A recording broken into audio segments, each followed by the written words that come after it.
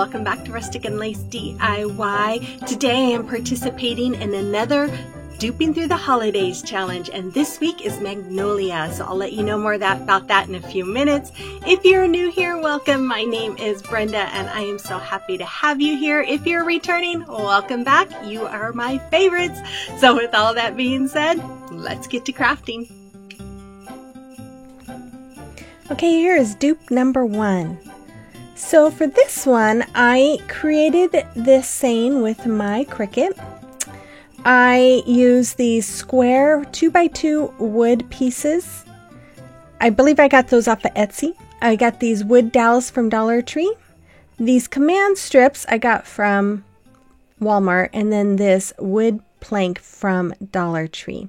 I start off by painting the wood plank and the squares with my Waverly chalk paint in the color white, and then the dowels I painted in the color ink. And once they were all dry, before they were all dry, actually before I painted them, I did cut the dowels down to size to fit around this wood plank.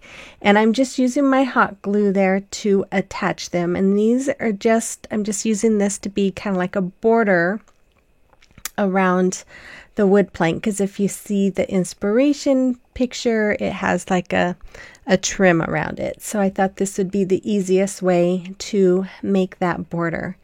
And believe me, I was looking for easy ways, because this playlist, or this Magnolia, for some reason I really struggled with. I had the hardest time. And 2 of my creations that I created for this, one ended up in the garbage and the other one is all torn apart because it just didn't work out. This gave me a headache, guys. So then, as you can see here, I went to go put my transfer tape on my words, and it fell out of my hands, and then it stuck on there crooked. And I tell you what, I was just like, can anything else go wrong for this project? Because I just had already felt like everything that I touched for this project was going wrong. And I'll tell you, I can't say it enough. This was a challenge for me, and I don't know why. Just for some reason, nothing wanted to work for me. So I'm going to take these command strips, and I wanted to put the little squares on them and put them in place so I'd know where exactly to lay the words. So I'm just kind of piecing in the words here so that it's not crooked, since it went on my transfer tape crooked. And I was getting ready to transfer on the S, and I'm like, oh, that S is not in the right spot. It was higher than it should have been. So I was able to kind of peel it off and get it back into place there. And then I got the little apostrophe in there as well. And then, so then I was able to get the rest of it stayed straight, which I was very happy. I guess it could have been worse. So I'm just going in and getting the rest of this on here. And as you can see, the little holes for the hangers are on the right side. When I originally was going to put the words on, I was going to have the holes on the left side so that my command strips could hide it. But it wasn't till after I got this all done that I realized they were on the right side. So, I do use some snowflake stickers to help cover them up, which I like because I thought it was a little too plain for my taste anyways. So once I was done with doing that, I took my Crop-A-Dile, and I am just punching some little holes in these little wood squares. Now, I know on the inspiration picture, they're more like a tag, and I have some tags somewhere, and I was looking all over for them and couldn't find them. So I'm sure they're going to pop up here one of these days. So I decided to use these little squares. So here I'm just taking the sticky backing and adding it to the plastic piece, and then I just used some more hot glue on it to make more of a permanent situation when it sticks on there. So I just have them all on there right where they needed to be, and I made sure there was enough room for those little square tags that I'm using. Then I just took my numbers, and I am making, putting them on each side. So like this one has the 1, on the back side will be the 2, the next one will have the 3, and then on the back side will be the 4, so that when you're flipping through the days, you can just turn them over to the dates that you need. And I'm just kind of going through and showing you here how I did it. I eventually stopped using my transfer tape because these numbers were big enough that I could actually just take them off of the backing and place them on the squares myself. It was a little faster that way. So there it is. That's all there was to this one. You can see I added some of those little foam stickers from Dollar Tree. Their cost was $29.99 for this at Target, and I paid about $6 for everything here. And I'm just showing you how the numbers were on the back side, and you can just turn them around. And I think it's pretty cute. It'll be a fun way to mark the days till Christmas. So today's playlist is Duping Through the Holidays and is Magnolia this week, and we are doing this every Friday. So make sure you check out my description box for the link to the playlist, and make sure you comment on each person's video and answer their questions in order to be entered into the drawing for a $100 gift card. Now, you only have to answer the questions for the week of Magnolia, so the Magnolia dupes. And we will be picking those winners on the 24th and announcing it, I think, the 25th. So here is dupe number 2. This, I took some zip ties. These green branches I got off of Amazon. The softer colored ones I got from Family Dollar, and then I got some picks there that I bought from Walmart and Dollar Tree, and then these wreath forms. So I'm using the 14-inch wreath form. They used a 12-inch. I had a 14 or a 10, and I decided to go with the 14. So here I'm just laying the stems in place where I think I'm going to want them, and I'm just kind of trimming them down, and I'm just laying them all out. And then I'm going to use zip ties to attach them to this wreath form. If you're new here, I just want to say welcome. I really hope you enjoyed today's video, even though it gave me a headache. And if you do, I hope you'd consider hitting that subscribe button and becoming part of our family. I'd love to have you join. And then let me know you're new here. I'd love to get to know you better. And make sure you give me a like and comment and all that fun stuff. So here I'm just using some of the lighter color. I know they didn't have the lighter color on the inspiration piece, but I wanted to add a little more for just a little more depth, and I didn't want it to be too boring with the same color, I guess. And if you recreate this, you can do whatever fits your style. So here's where I'm just using the zip tie, making sure that it's gonna hold these pieces in place, and then I go around through the ring and zip tie any of them that wasn't in that first zip tie there.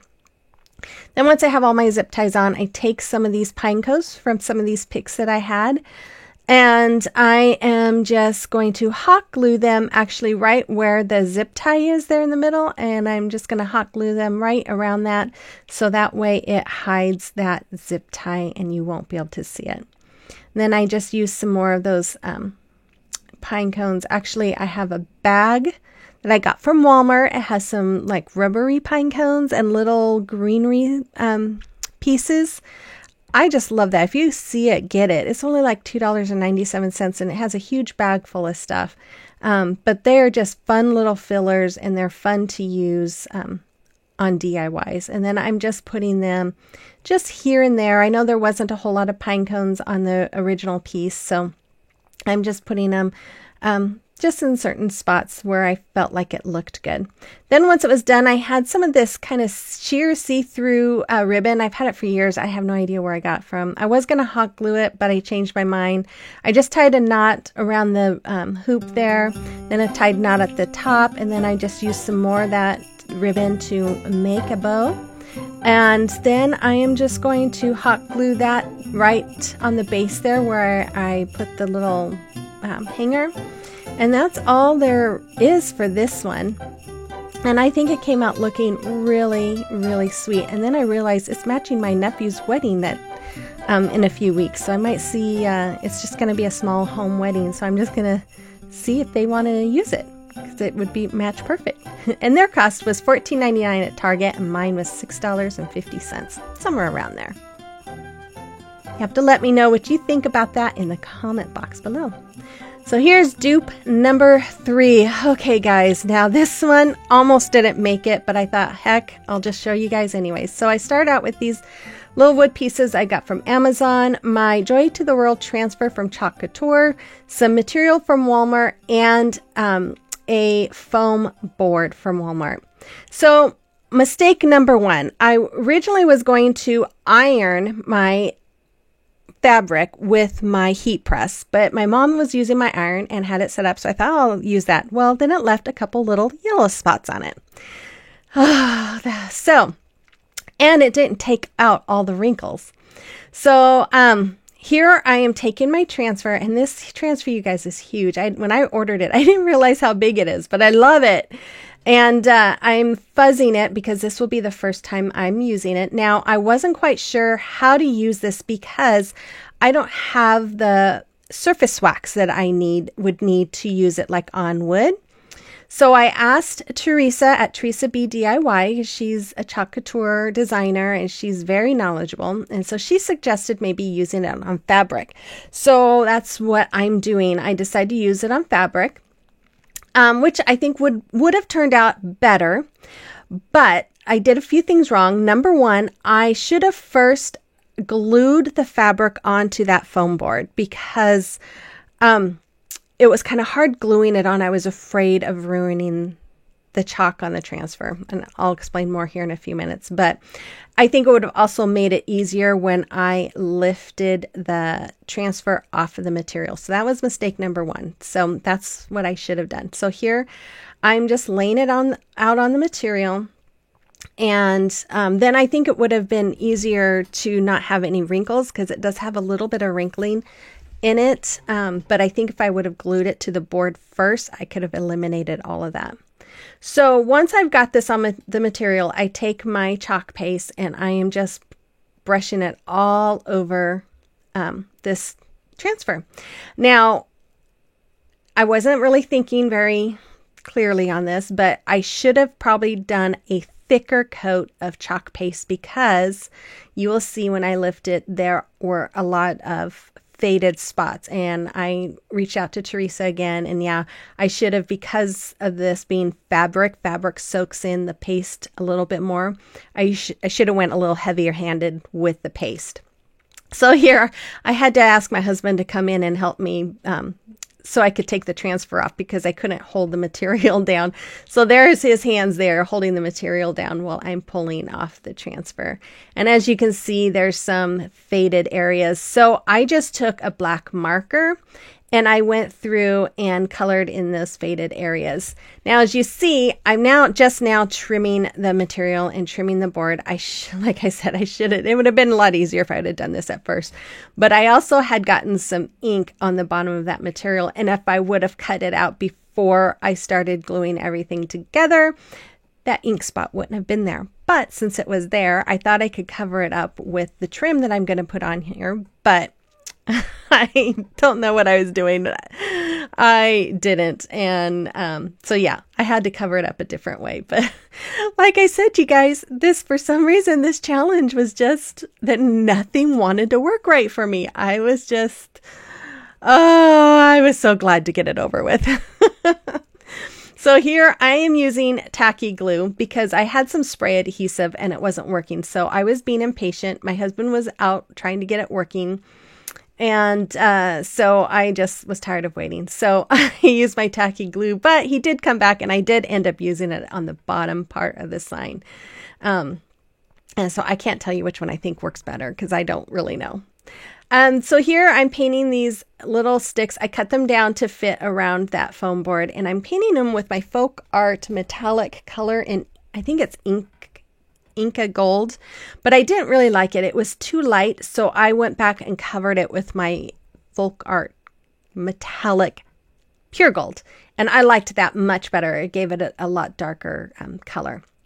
So then I just went around and went and hot glued this. Now, another mistake, I should have cut the material down more so this covered the material and attached to the board, because what happened was it was really just attached to the material and the material was moving around and the edge, because I didn't get enough spray adhesive or tacky glue on the edge. So I did end up having to go around and hot glue the material on the edges down to the board. So as you can see, I don't know where my mind was when I was doing these projects, but I'm just happy it's done, you guys, and I hope you guys enjoy what I created, because it came with a lot of work and pulling out my hair. So as you see here, this is where I'm realizing, oh my goodness, I didn't cover that black spot. So I took some of these garland picks from Dollar Tree and wrapped them together and made sure that it was the length that I needed, and then I'm just hot gluing it to the bottom, and then I'm just adding some little berries to that from a little berry pick that I had from, I think that one might have been from Walmart. And I think that really looks cute. I really like the festive look to it. It just gives it that more Christmassy look. But this is really all there is for this one. You'll have to let me know what you think of this one. And this cost $174 and my cost was $22. Okay, so the question is, when do you start decorating for Christmas? So make sure you answer that in my comment box. Go through and watch all the other creators who are doing the Magnolia dupes and answer their questions to be entered into the $100 drawing. We will be back next Friday with Pinterest, so I'm excited about that one. Hopefully it goes better.